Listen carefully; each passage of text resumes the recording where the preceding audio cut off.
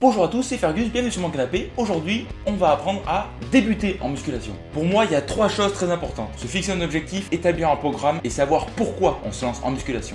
Premier point. Ce qui est hyper important quand tu te lances dans un sport comme la musculation ou autre, c'est de savoir pourquoi tu te lances dans la musculation. Tu peux avoir le meilleur programme de la Terre, le meilleur objectif, si tu ne sais pas pourquoi tu y vas, ça sert à rien.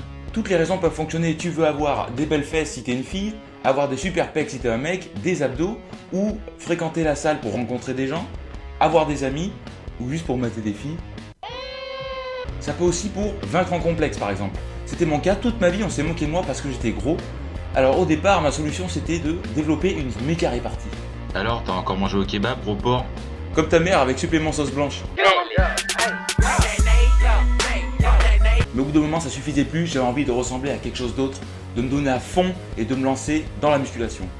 Maintenant tu as une raison de t'y mettre, de tout donner et de te transformer en ce que tu veux parce que tu en as les moyens. Deuxième clé pour réussir. Deuxième point. Se fixer un objectif. Ça sert à rien de savoir ce que tu veux devenir ou la raison pour laquelle tu veux te lancer en musculation si tu n'as pas d'objectif. Ça peut être plusieurs objectifs différents, ça peut être celui-là ou ça peut être celui-ci ou encore celui-là. Alors pour le dernier, on va pas se mentir, tu n'y arriveras jamais. La seule méthode c'est de... Mais on veut pas ça. Sauf si tu veux mourir, tu peux te droguer si tu veux. Cet objectif il doit être réaliste, même s'il doit être élevé pour te donner la motivation de continuer le sport. Tu ne vas pas avoir le physique de Ronnie Coleman ou de Steve Cook en 2 ans, c'est pas possible.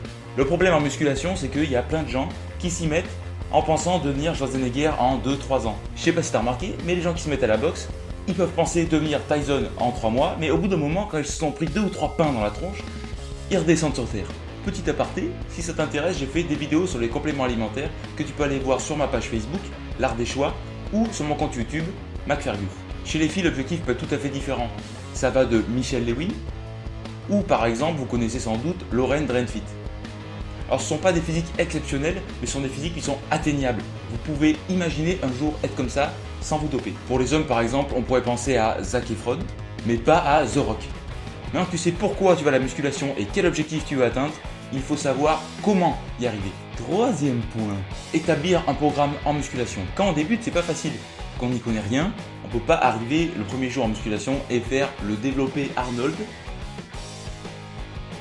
comme ça, c'est pas possible. J'ai une astuce pour toi, si tu te renseignes sur internet et que tu recherches exercice de musculation, note-toi sur un petit papier ce que tu vas faire le jour même.